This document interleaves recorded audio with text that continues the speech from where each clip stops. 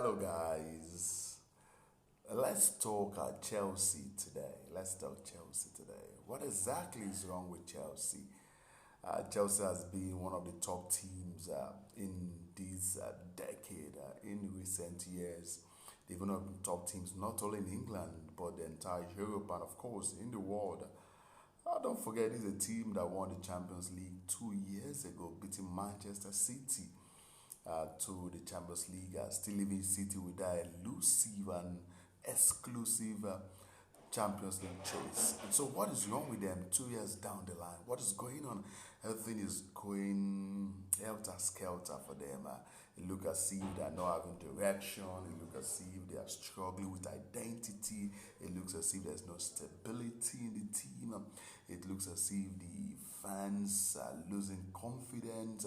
It looks as if it's not looking good at all. That everything is not looking all together for Chelsea. What could be the problem? They've got a new owner, the man. With all the criticism some Chelsea fans are putting on his table, he's done his own bit by trying to support the team by investing. As a matter of fact, at the beginning of the season, they were one of the top spenders in the transfer window, and even this January, they've keep on spending. They've brought in Badia Chile from Monaco. They're on the verge of signing Joe Felix from Atletico Madrid. They brought in the one they call the new Drogba in for Fana from just seems as if all of that is not working. Graham Potter is in charge of the team. Many said, is the problem Graham Potter's fault or is it a structural problem? Some believe Graham Potter should still be given time. And in as much as it is very difficult to call for more time for Graham Potter, I'm still saying maybe he should be given more time. I'm a big fan of what is going on with Graham Potter, but I'm a big fan of the man Graham Potter, especially with the works he was doing at Brighton, even when he came in from Östersund in Sweden. Is a man who came through the ranks, and unfortunately he's not just working at Chelsea. I don't know why he's not working at Chelsea. I don't just know. Maybe we need to be closer to the team to know the problem, because I know Graham Potter will surely want resource for that team. It's a step up for him, coaching a team like Chelsea from Brighton, from where he's coming from. And sometimes we've seen coaches are taking that step forward, upward, and it has worked for them. Why sometimes it hasn't worked for them? It did not work for Frank Lampard. It did not work for Ole Gunnar Solskjaer. It did not work for David Moyes. But somehow it's working for Mikel Arteta now. Somehow it worked for Pep Guardiola. We've seen coaches who have taken that step forward, and they pick it up and turn themselves into monsters of coaches, world class coaches. So, though it's very difficult for one to back that claim that Graham Potter should be given more time, but would Chelsea want to change the manager now?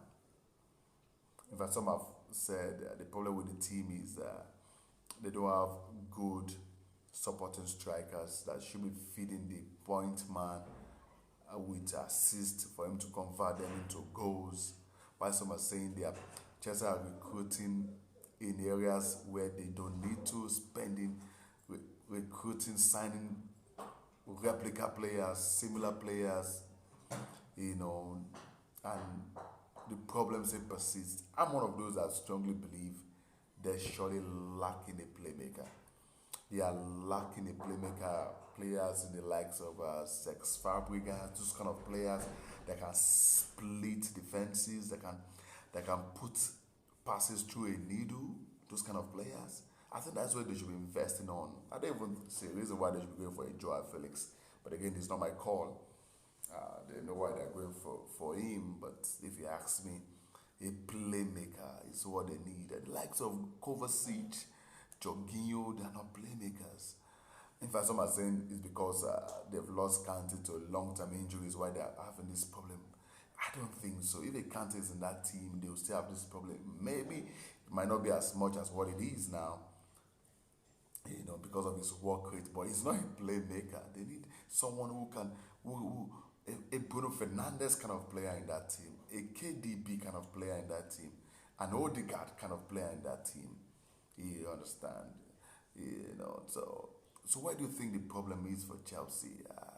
Is it a structural problem? They are having probably confusion of DNA, how they want to play, the direction they are going. But with the kind of signings the new owner is doing now, I think they are going back to what many Chelsea fans have criticized Arsenal for over the years, investing in youth and all of that. The new owner is going a different direction, that we must have a sustainable plan to get a sustainable result, not a just fixed result. Buy players, buy the most established players and get result now. He's buying a Fofana who is 20, he's buying a Shelley who is 21. He's investing in players in their 21s, 20s, 22 to give you a long sustainable result. And so, should Graham Potter still remain? Can Chelsea come out of these problems this season? It's something they have to deal with for the rest of the season and hope for the best of next season. I would surely want to know your comment on this one. Of course, you can subscribe, you can add your comments, you can like the page, you can like what we're doing.